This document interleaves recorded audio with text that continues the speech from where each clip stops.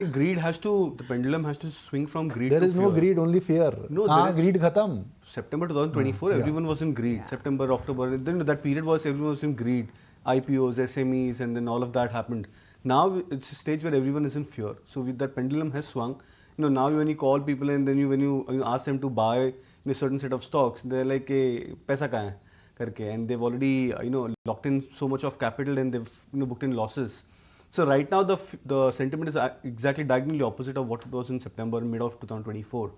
And the second part, the data which you mentioned, the drawdown data and post that, I strongly agree that it's a very strong data and something which I believe could probably happen this time around. To add to that, we were discussing this point, 5 consecutive months that happened, I think, in 95, 96.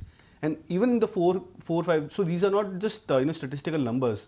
These indicate that when you are in the end of that 4th, 5th month of price correction, it's not a time to panic. It's not a time to try and exit your portfolios. Look out for a V-shaped recoveries. In all the historical times when we've seen the index falling 4 or 5 consecutive months, we've not just gone through sideways market, we've gone through a V-shaped recovery on the indices. That's I just want to put a caveat here, Aisha. This is what we're looking at, the Nifty here. Yeah, and we must differentiate between Nifty and stocks. Yeah.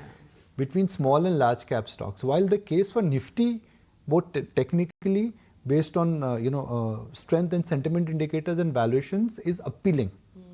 But for small and mid cap stocks, this data cannot really be the truism because that's a different category, be there different compulsions, and within small and mid cap stocks there are different businesses which are at play. We are talking about the broad market here, folks. So I just want to make it very clear. This data, use it for reference, but please don't start and buying small and mid cap stocks. For small and mid cap stocks to come, for large cap stocks have to stabilize. First, markets have to give you a cue that okay, we've stopped falling. Yeah. So this data is for large cap stocks, and that's what we're sticking a neck out, and that's where I think a Citi or a Morgan Stanley or even Jefferies, they're sticking their neck out. Small and mid cap stocks, just because they've fallen, there is no guarantee they will come back because there is no data which you can actually relate to and say, okay, every time Nifty is fallen, what's happened to small and mid cap stocks? I don't even think the March seasonality, holds true this time because this March is so different than any other. Right. But yeah, Naresh, what's your sense? Breed's up 22,600 now. Where do we stabilize? So we start stabilizing once we start seeing the FII action change.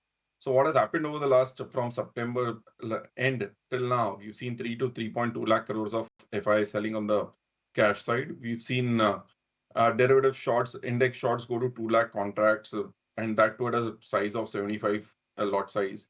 This is the highest short position we've seen in a decade or so right now. So till the time this does not change, we continue to drift lower, and this could change suddenly also. And we've seen this happen multiple times. So for now, we wait and watch for the data points to change to call a reversal. Till then, we continue to drift lower would be the view. And price points would be now, again, we look at 22,800 as a pivot point. If we start sustaining above those levels, we see a recovery. Right. If you like this video, then like, share and subscribe to ET Now.